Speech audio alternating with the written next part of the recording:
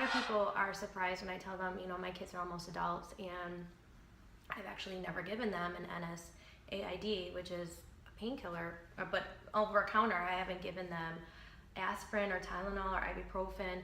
Some people think that's cruel. They're like shocked, like, what did you do when your kid was, but and granted, I am a naturopath doctor, so I know other ways, but there's many things that you can do alternatively. There's acupuncture, there's Rolfing for pain. Rolfing, I did Rolfing, and I'm a big believer in Rolfing. I'm going to do a show on Rolfing. I am too. I had tremendous neck pain that I was given opiates for.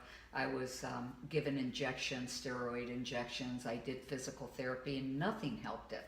I did Rolfing the very first session, and I was out of pain after 2 years of being in excruciating pain. All right, you gotta give me your Rolfer's number. I need to do it. Yeah, I actually had a doctor that I checked with and said, absolutely, it's not harmful and it could really help.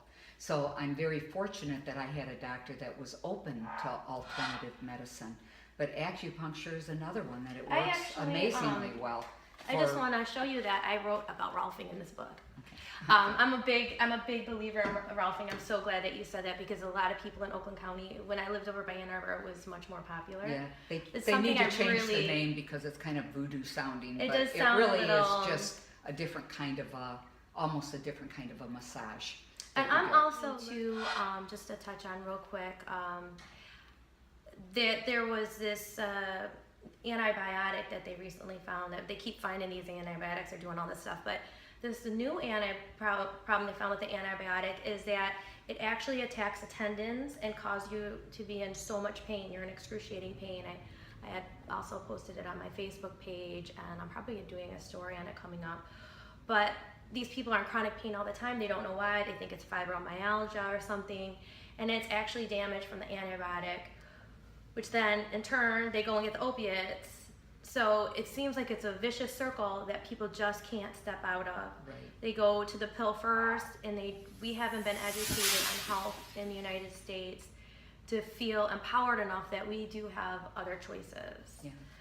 There are some initiatives in Michigan right now. There's new legislation pending on limiting what doctors can write as far as opiates, limiting it to 7 days for certain kinds of pain and up to 30 days for more serious pains that are more long lasting, but then using more natural means of like Tai Chi, yoga, acupuncture, those kind of things. And a lot of hospitals are starting to promote those kind of alternative ways of dealing with pain.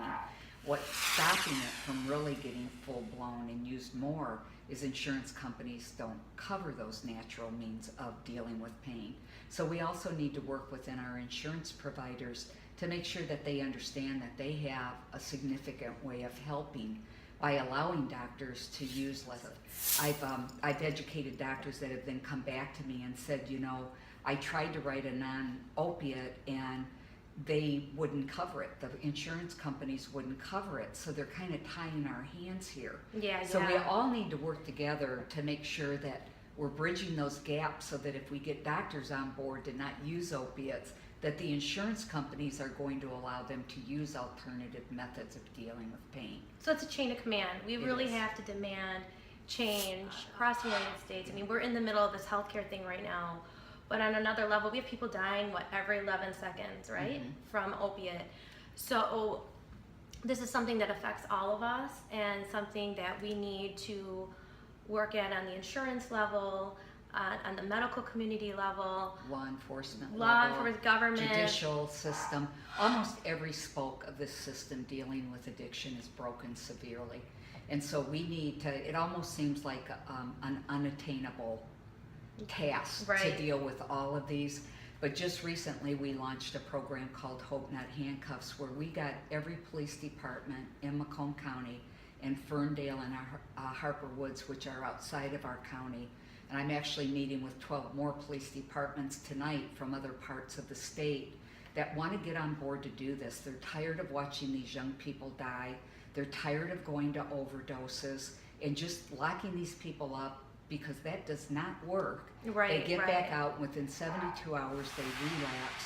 So it's a program that's proactive that the police are involved in, and every one of our police departments in Macomb County has joined arms with us to offer help to addicts. So if they turn themselves into a police department, we call an angel, and FAN provides, Families Against Narcotics, provides those angels.